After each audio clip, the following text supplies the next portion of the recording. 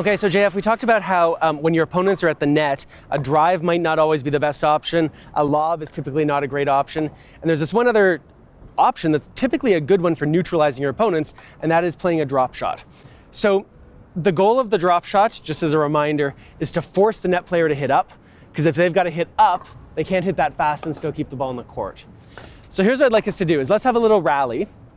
And you're just going to play these sort of slow and low balls. I recommend, imagine there's a maybe 1.5 paddle height.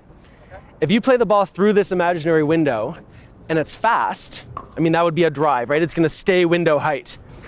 But if you play that same ball slowly through this window, almost like a slow drive, right? Then gravity can do its thing and it's more likely for me to hit up.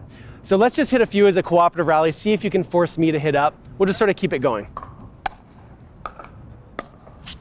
Okay. Good. So I like how one was a bit too high and then you made the adjustment. Try to adjust, Yeah. So you'll. I know, it takes a minute. Here we go. That would be a good one, by the way. Yes. Okay.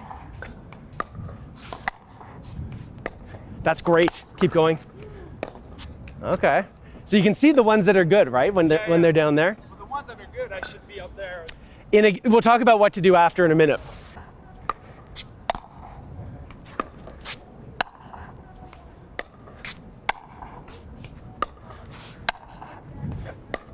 There we go, getting close.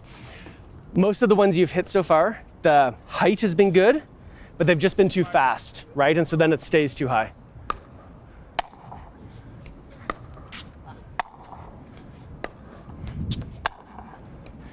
That's it. That's it. Here we go. That's the right kind of ball. Keep going. Yes, that was a very good one. There we go. Great. So much of this is about feel, right? And so if you can just get the reps in, go ahead. That's the right kind of ball. Here we go. That's it. Yes. Yes. Okay. So do you find, I mean, we've been hitting some here. I've noticed mostly what we've done today, when you've had the option previously, you'd sort of step over here and hit a forehand. And now that we're doing the drops, you're sort of stepping here and hitting a backhand. Yeah. Well, that probably comes from tennis, from favoring the drop shot on my backhand side. I was thinking you were going to say that. So many tennis players, and I'm a former tennis player myself, will find that when they do play drop shots, like drop shots are typically hit with backspin, right? Yeah. And it's very often feels a little easier to get that backspin on the backhand side.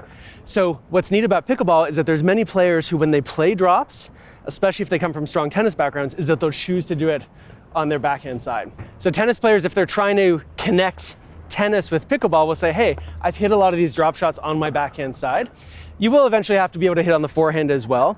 And as you get a bit more feel for how much spin you can get, you'll find that you can even play top spin drops. That's an option. But for now, let's work on just controlling the height and speed here. There you go. Close. Uh-huh. That's closer to it, good. Nice, that's the ball. Tough bounce. Yes. Yes. Funny one, here we go. Uh-huh. Okay, here we go, a few more with these drops, forehands and backhands.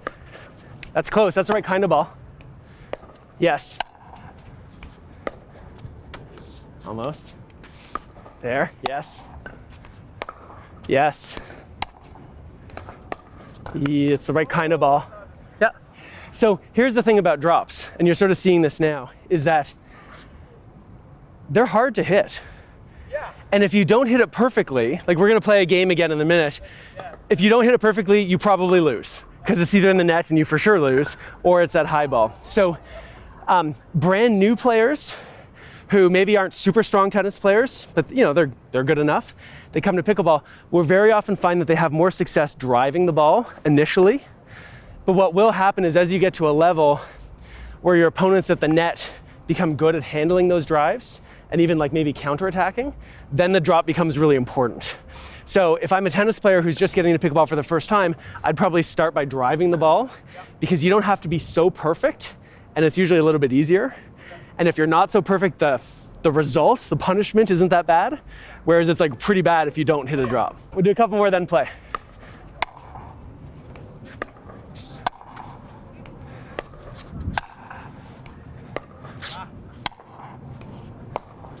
Good try. Oh, get there. That's the way to move. Okay. Let's switch things. You be the guy at the net. Okay. I'll hit a few drops. There you go.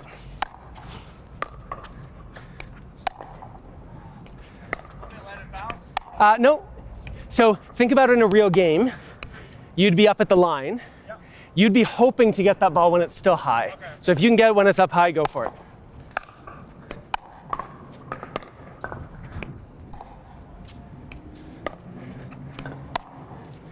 Try to get out of the air if you can.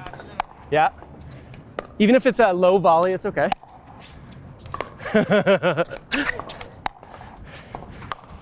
Yeah. So remember earlier we talked about the open stance? You can already see how much of an advantage it is to get the ball when it's high. So one of the unique sort of feelings you have to have as a tennis player coming to pickleball is being able to reach forward, right? Keeping your balance without falling in, and then being able to still hit that ball when it's high. Because as soon as you let that ball descend, all of a sudden you go from having this like really strong position to having like a weaker one. So see if you can keep your balance. So see if you can get it out of the air when possible. Like that, I bet you could have volleyed. Yes, that's the idea. Yes.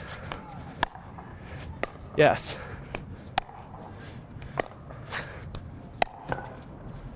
Think that could have been a volley? Yep. Yep. That could be a volley. Yeah. That's the idea. Good. Two more. Try to volley. Try to volley. Yeah. And this is where, remember we talked about how volleys in pickleball, unlike tennis, will often have topspin?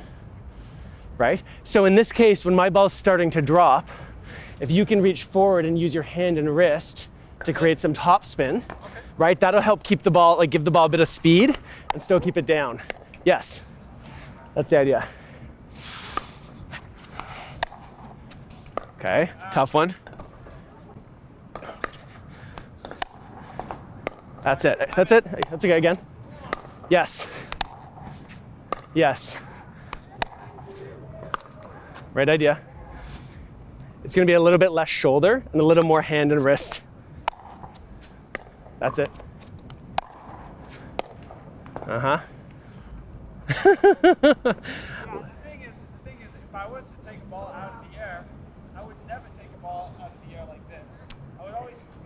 In tennis? Yeah. Yeah, like you would step into it and you... It's hard for me to hit yes. that topspin ball with being squared, you know? Yes.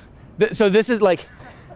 So the grip change and the hitting volleys, like really just using your wrist and forearm, those are like the two biggest technical changes between tennis and pickleball. That's it. Get there. Uh-huh. One more. That's a tough one, and... Well, right idea.